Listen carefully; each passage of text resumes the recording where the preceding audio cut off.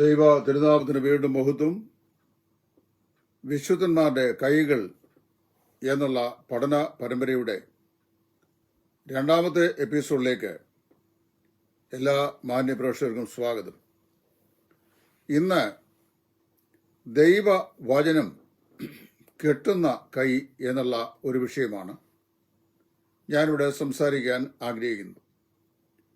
ദൈവവചനം ഹൃദയത്തിൽ സൂക്ഷിക്കുന്ന കാര്യത്തെക്കുറിച്ച് സങ്കീർത്തനത്തിൽ വായിക്കുന്നുണ്ട്. ഇവിടെ വായിക്കുന്ന ഈ വചനത്തെ നിന്റെ കയ്യിൽ കെട്ടിക്കൊള്ളുക എന്ന് ആവർത്തന പുസ്തകം 6:8 ദൈവം മോശ മുഖാന്തരം ഇസ്രായേലിന് പറയുന്നു. അപ്പോൾ അത് എങ്ങനെയാണ് ദൈവവചനം നമ്മുടെ കയ്യിൽ കെട്ടുക, വളരെ വ്യക്തതയോടുകൂടി അതേക്കുറിച്ച് ഒരു ചെറിയ പഠനം ചെയ്യുവാൻ ഞാൻ ആഗ്രഹിക്കുകയാണ്. ഇവിടെ വചനം എന്നതിന് കമാൻഡ്മെന്റ്സ് എന്നാണ് ഇരിക്കുന്നത്. Tie the commandments in hand. ദൈവകൽപ്പനകളെ കൈകളിൽ കെട്ടുക. ഇത് ദൈവത്തിന് മാറ്റമില്ലാത്ത കൽപ്പനകളാണ്. വേദ പഠിതാക്കൾ അഭിപ്രായപ്പെടുന്നതനുസരിച്ച് 613 കൽപ്പനകളാണ് ഇസ്രായേൽ ജനതയ്ക്ക് ദൈവം പഴയ നിയമത്തിൽ നൽകിയിട്ടുള്ളത്. 613 കൽപ്പനകളിൽ അതിപ്രധാനമായി ഓരോ ഇസ്രായേലിനും പാലിക്കേണ്ട 10 കൽപ്പനകൾ പുറപ്പാട് പുസ്തകം 20 ആവർത്തനം 5 ദൈവം മോശ മുഖാന്തരം ഇസ്രായേലിന് നൽകി. ആ കൽപ്പനകൾ ഓരോ ഇസ്രായേലിനും തൻ്റെ ജീവിതത്തിൽ നിർബന്ധമായും പാലിക്കുവാൻ ദൈവം നൽകിയ കൽപ്പനകളാണ്. അതിൻ്റെ വെളിച്ചത്തിലാണ് ഇവിടെ നമ്മൾ വായിക്കുന്നത്. ഈ വചനം അത് അവൻ്റെ കയ്യിൽ കെട്ടുക എന്ന് പറഞ്ഞാൽ നമ്മൾ ഈ റിസ്റ്റ് വാച്ചൊക്കെ ഉപയോഗിക്കുന്ന പോലെ ദൈവ കൽപ്പനകൾ, ദൈവത്തിൻ്റെ വചനം അതെന്ത് ചെയ്യുക, എപ്പോഴും കൈകളിൽ കെട്ടി സൂക്ഷിക്കുക. 10 കൽപ്പനകളാണ് ദൈവം സീനായി പർവ്വതത്തിൽ വെച്ച് ഇസ്രായേലിയർക്ക് മോശയിൽ കൂടെ നൽകിയത്. ആ 10 കൽപ്പനകൾ നമുക്ക് മിക്കവാറുമുള്ള ആൾക്കാർക്ക് അത് മനഃപ്പാടമായിട്ട് അറിയാം, എന്നാൽ ചിലർക്ക് എല്ലാവർക്കും അറിയുകയില്ല.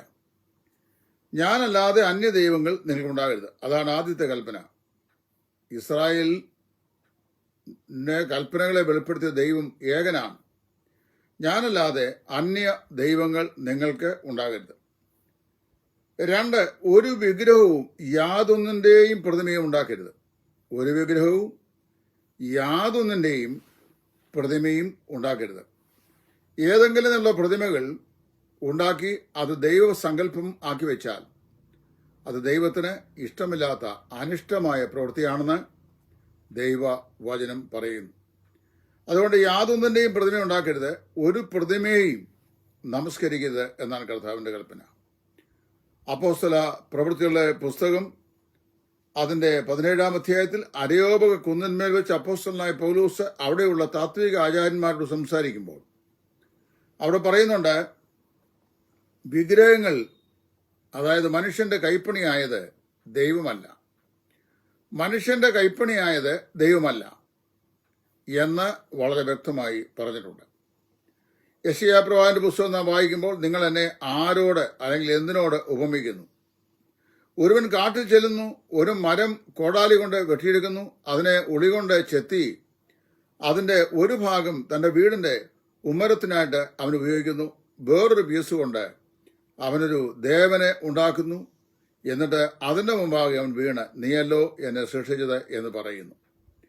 ഇസ്രായേലിന് പരിശുദ്ധൻ എന്നാകുന്നു എൻ്റെ നാമം, ഞാൻ എൻ്റെ മഹത്വം മറ്റൊരാളുമായി പങ്കിടുകയില്ല. അതുകൊണ്ട് നിങ്ങൾ ഏതിനോട് അല്ലെങ്കിൽ എന്തിനോടാണ് എന്നെ സാദൃശ്യപ്പെടുത്തുന്നത് എന്നാണ് പ്രവാചകൻ ഇവിടെ ചോദിക്കുന്നത്. യാതൊരു വിഗ്രഹവും യാതൊന്നിൻ്റെയും പ്രതിമയും ഉണ്ടാക്കരുത്, 2ാമത്തെ കൽപ്പന. 3ാമത് പറയുന്നത്, യഹോവയുടെ നാമം വൃഥാ എടുക്കരുത്. ദൈവമായ യഹോവയുടെ നാമം എന്ത് ചെയ്യരുത്? വൃഥാ എടുക്കരുത്. കർത്താവിൻ്റെ നാമത്തിൽ എന്ന് ആവശ്യമില്ലാതെ ഒരിക്കലും ഒരു വാക്കും ഉച്ചരിക്കരുത്, പറയരുത്. 4ാമത് പറയുന്നു, ശബത്ത് നാൾ ശുദ്ധീകരിച്ച് ആചരിക്കുക. യഹോവയായ ദൈവം 6 ദിവസം കൊണ്ട് സർവ്വഭൂമിയെയും സൃഷ്ടിച്ചു, അതിലുള്ള സകല ചരാചരങ്ങളെയും സസ്യാദികളെയും സൃഷ്ടിച്ചു.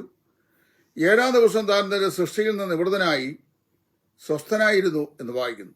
യഹോവയായ ദൈവം 7-ാം ദിവസത്തെ ശുദ്ധീകരിച്ച് അനുഗ്രഹിച്ചു.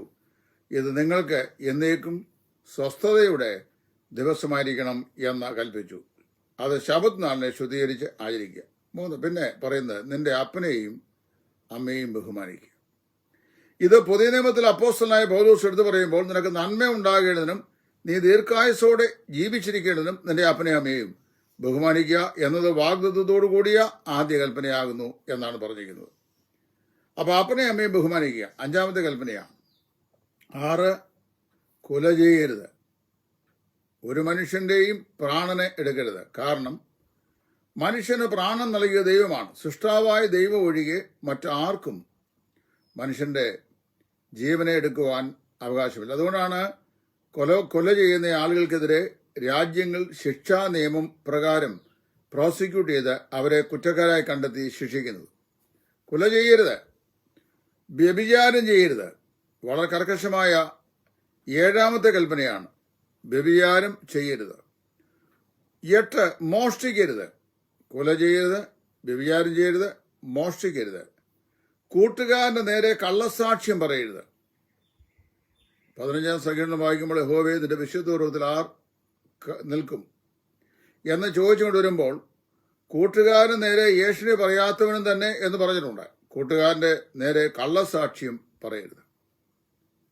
സത്യമല്ലാത്ത സത്യവിരുദ്ധമായ കാര്യങ്ങൾ എഴുതുക, സത്യവിരുദ്ധമായ കാര്യങ്ങൾ പറയുക, ഇതൊന്നും ദൈവത്തിന് ഇഷ്ടമില്ലാത്ത ഹീനമായ പ്രവൃത്തികളാണ്.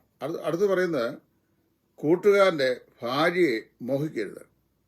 വളരെ റിജിഡായിട്ടുള്ളൊരു വാണിംഗ് ആണ്. കൂട്ടുകാരന്റെ ഭാര്യയെ മോഹിക്കരുത്. ഇങ്ങനെ 10 കൽപ്പനകളാണ് ദൈവം ഇസ്രായേലിലേക്ക് നൽകിയത്. ഈ 10 കൽപ്പനകൾ അക്ഷരികമായി ഓരോ യഹൂദനും പാലിക്കാൻ ബാധ്യസ്ഥനായിരുന്നു. പക്ഷെ വേറെ കാര്യം, ഈ 10 കൽപ്പനകളും ഒരുപോലെ പാലിക്കാൻ ഒരു ഇസ്രായേലിനും സാധിച്ചില്ല എന്നുള്ളത് മറ്റൊരു യാഥാർത്ഥ്യം. അപ്പൊ അങ്ങനെയുള്ള ഈ സാഹചര്യത്തിൽ ദൈവത്തിന്റെ വചനം പറയുകയാണ്, ഈ 10 കൽപ്പനകൾ ഇസ്രായേൽ പാലിക്കാൻ ദൈവം അവർക്ക് നൽകി. ഈ 10 കൽപ്പനകൾ അതുപോലെ ഈ ഇസ്രായേലിൽ പാലിക്കുന്ന പോലെ അക്ഷരം പ്രതി പാലിക്കാൻ പുതിയ നിയമസഭയിൽ ഉപദേശമില്ല. എങ്കിലും ജനങ്ങൾ ഒരുപോലെ പ്രമാണിക്കണം. പഴയ നിയമകാലത്തെ വിശ്വാസികളും പുതിയ കാലത്തെ വിശ്വാസികളും ഇതിന്റെ അന്തസ്സത്തയെ എന്ത് ചെയ്യണം? ഒരുപോലെ പാലിക്കണം. ഇത് പ്രമാണിക്കാത്തവർക്ക് ദൈവസനിൽ കുറ്റക്കാരായി വിധി എഴുതപ്പെടും. ഞാനല്ലാതെ അന്യദൈവങ്ങൾ നിനക്ക് ഉണ്ടാകരുത്, ഒരു വിഗ്രഹവും ഉണ്ടാക്കരുത്, ഒരു പ്രതിമയും ഉണ്ടാക്കരുത്, യഹോവയുടെ നാമം വൃഥാ എടുക്കരുത്, ശബത്ത് നാൾ ശുദ്ധീകരിച്ച് ആചരിക്കുക, അപ്പനെയും അമ്മയും ബഹുമാനിക്കുക, കൊല ചെയ്യരുത്, വ്യഭിചാരം ചെയ്യരുത്, മോഷ്ടിക്കരുത്, കൂട്ടുകാരനെതിരെ കള്ളസാക്ഷ്യം പറയരുത്, കൂട്ടുകാരന്റെ ഭാര്യയെ മോഹിക്കരുത് എന്ന് പറയാണ്. അപ്പൊ പഴയ നിയമത്തിലെ പിതാവായ ദൈവം പുതിയ നിയമത്തിൽ പുത്രനായ ദൈവവും പറഞ്ഞിരിക്കുന്ന വചനങ്ങൾ പ്രത്യേകം ശ്രദ്ധിക്കണം. പഴയ പിതാവായ ദൈവം പറഞ്ഞ 10 കൽപ്പനകളാണ്. പുതിയ നിയമത്തിൽ നമ്മുടെ കർത്താവായ യേശു ക്രിസ്തു പറയുമ്പോൾ ഈ 10 കൽപ്പനകളെ തുല്യ പ്രാധാന്യമായ 2 കൽപ്പനകളിൽ ഒതുക്കി പറഞ്ഞിരിക്കുന്നു. 613 കൽപ്പനകളെ 10 കൽപ്പനകളായി പഴയ നിയമത്തിൽ പറയുന്നു. ഈ 10 കൽപ്പനകളെ ക്രിസ്തു പഠിപ്പിച്ചപ്പോൾ അതിനെ ഒതുക്കി 2 കൽപ്പനകളായി പറയുന്നു. 1, നിന്റെ ദൈവമായ യഹോവയെ നീ പൂർണ്ണ ഹൃദയത്തോടും പൂർണ്ണ മനസ്സോടും പൂർണ്ണ ശക്തിയോടും കൂടെ സ്നേഹിക്കണം. ആവർത്തന പുസ്തകം 6:5, മത്തായി 22:37. നിന്റെ ദൈവമായ കർത്താവിനെ പൂർണ്ണ ഹൃദയത്തോടും പൂർണ്ണ മനസ്സോടും പൂർണ്ണ ശക്തിയോടും കൂടെ നീ സ്നേഹിക്കണം. 2, കൂട്ടുകാരനെ നിന്നെപ്പോൾ തന്നെ സ്നേഹിക്കണം. എന്നിട്ട് കർത്താവ് പറഞ്ഞു, ഈ 2 കൽപ്പനകളിൽ ന്യായപ്രമാണം മുഴുവൻ അടങ്ങിയിരിക്കുന്നു എന്ന് പറഞ്ഞാൽ, നിന്റെ ദൈവമായ യഹോവയെ പൂർണ്ണ ഹൃദയത്തോടും പൂർണ്ണ മനസ്സോടും പിന്നെ പൂർണ്ണ ശക്തിയോടും കൂടെ സ്നേഹിക്കണം, കൂട്ടുകാരനെ നിന്നെപ്പോൾ തന്നെ സ്നേഹിക്കണം എന്നിങ്ങനെ 2 കൽപ്പനകളിൽ ന്യായപ്രമാണം മുഴുവൻ അടങ്ങിയിരിക്കുന്നതാണ്. ഈ കൽപ്പനകളെല്ലാം കൽപ്പലകളിലും ചുരുളുകളിലുമായിട്ടാണ് ഇസ്രായേലിലേക്ക് നൽകിയത്. ആദ്യം സീനായിൽ വെച്ച് നൽകുമ്പോൾ അത് കൽപ്പലകളിൽ നൽകി. പിന്നീട് അത് ചുരുളുകളിലേക്ക് പകർത്തിയെഴുതി അതിന്റെ കോപ്പി ചുരുളുകളിലാക്കി ജനത്തിന് കൊടുത്തു. അതിലെഴുതിയ കൽപ്പനകളും ചട്ടങ്ങളും വിധികളും ദുർവിനിയോഗം ചെയ്യാതെ അവർ എന്ത് ചെയ്യണമായിരുന്നു? അത് ഭദ്രമായി സൂക്ഷിക്കുകയും നടക്കുമ്പോഴും ഇരിക്കുമ്പോഴും ഉറങ്ങുമ്പോഴും ആ ചുരുളിന്റെ കോപ്പി കൈമേൽ കെട്ടിയിരിക്കണം എന്നും ദൈവം അവരോട് കൽപ്പിച്ചു. എന്നാൽ ആ ചുരുളിന്റെ കോപ്പി കൈമേൽ കെട്ടിയിരിക്കുന്നത് ദൈവം കൽപ്പിച്ചു തന്നെ. ഇപ്പൊ അതിന്റെ അർത്ഥം എന്ന് വെച്ചാൽ തലമുറ തലമുറയോളം നിങ്ങൾ ഈ കൽപ്പനകളെ ആചരിക്കുകയും അതിനെ അറിയുകയും ചെയ്യണമെന്നാണ്. പുതിയ നിയമവിശ്വാസികൾക്ക് ഇങ്ങനെ കൽപ്പനകൾ എഴുതി കയ്യിൽ ചുരുട്ടിക്കെട്ടാനായിട്ട് ഒരു നിയമമില്ല, അങ്ങനെ ഒരു ഉപദേശവുമില്ല. ദൈവവചനം പുസ്തകരൂപേണ നമുക്ക് ഇപ്പോൾ പരിശുദ്ധാത്മാവ് നൽകിയത് പിതാക്കന്മാർ മുഖാന്തരം നൽകപ്പെട്ടിട്ടുണ്ട്. അത് കൽപ്പനകളിലും കല്ലിന്മേലുമല്ല. കല്ലിന്മേൽ അക്ഷരമായി കൊത്തിയ ഈ കൽപ്പനകൾ അത് അല്ല ഒരു പുതിയ നിയമ വിശ്വാസി സൂക്ഷിക്കേണ്ടത്. മറിച്ച് ഹൃദയമെന്ന മാംസ പലകയിൽ എഴുതിയിരിക്കുന്നു ദൈവവചനം. 2 കൊരിന്ത്യർ 3:3. വചനം നാം ഹൃദയസ്ഥമാക്കി തലമുറകൾക്ക് നഷ്ടപ്പെടാതെ അത് കൈമാറുക. ദാവീദ് പറയുമ്പോൾ ഞാൻ നിന്നോട് പാപം ചെയ്യാതിരിക്കേണ്ടതിന് നിന്റെ ന്യായപ്രമാണത്തെ എന്റെ ഹൃദയത്തിൽ സംഗ്രഹിച്ചു എന്ന് പറയുന്നു. മറിയയോട് ഗബ്രിയേൽ ദൂതൻ സംസാരിച്ച വചനം നാം വായിക്കുന്ന മറിയ ഹൃദയത്തിൽ അത് സംഗ്രഹിച്ചു. ഓരോ ക്രിസ്തീയ വിശ്വാസിനിയും എന്ത് ചെയ്യണം? ദൈവത്തിന്റെ മാറ്റമില്ലാത്ത വചനം, അവന്റെ കൽപ്പനകൾ അത് ഹൃദയത്തിൽ സംഗ്രഹിക്കണം. വചനം ഹൃദയത്തിൽ സംഗ്രഹിച്ചാൽ ഗുണമെന്നറിയാമോ? ഞാൻ നിന്നോട് പാപം ചെയ്യാതിരിപ്പാൻ നിന്റെ വചനത്തെ എന്റെ ഹൃദയത്തിൽ സംഗ്രഹിച്ചു. അപ്പൊ പാപം നമ്മുടെ ജീവിതത്തിൽ വന്നാൽ, പാപം ജീവിതത്തിൽ നമ്മെ മാടി വിളിച്ചാൽ, അതിനായിട്ടുള്ള വ്യാമോഹം നമ്മൾ ഉണ്ടാക്കിയാൽ, അത് ചെയ്യാതിരിക്കേണ്ടതിന് ദൈവം നമുക്ക് തരുന്ന വിലക്കാണ് ഹൃദയത്തിൽ സൂക്ഷിക്കുന്ന ദൈവത്തിന്റെ വചനം. നമ്മളൊരു പാപം ചെയ്യാനുള്ള ഒരു പ്രേരണ നമുക്കുണ്ടാകുമ്പോൾ ദൈവവചനം ഹൃദയത്തിൽ സൂക്ഷിക്കുന്ന ഒരു ദൈവപൈതലിനെ സംബന്ധിച്ച് അവന്റെ ഹൃദയത്തിന്റെ മാംസപ്പലകയിൽ പരിശുദ്ധാത്മാവിനാൽ ക്രിസ്തുവിന്റെ രക്തം മുഖാന്തരമായി എഴുതപ്പെട്ടിരിക്കുന്ന ഈ ദൈവവചനം അവന്റെ മനസാക്ഷിയെ മനഃപൂർവ്വമായി ദണ്ഡിപ്പിച്ച് പറയും, നീ ഒരു ദൈവപൈതലാണ്, ഇതരുത് എന്ന്. അതിനാണ് വചനം ഹൃദയത്തിൽ സൂക്ഷിക്കുക എന്ന് പറയുന്നത്. ദൈവം നമ്മേവരെയും സഹായിക്കട്ടെ. വിശുദ്ധന്മാരുടെ കൈകൾ, ഇസ്രായേല്യർ ഈ കൽപ്പനകളെ തങ്ങളുടെ കയ്യിൽ കെട്ടി. എന്നാൽ പുതിയ വിശ്വാസികൾ ഈ കൽപ്പനകൾ, ദൈവവചനത്തെ തങ്ങളുടെ ഹൃദയത്തിൽ സൂക്ഷിക്കുന്നു.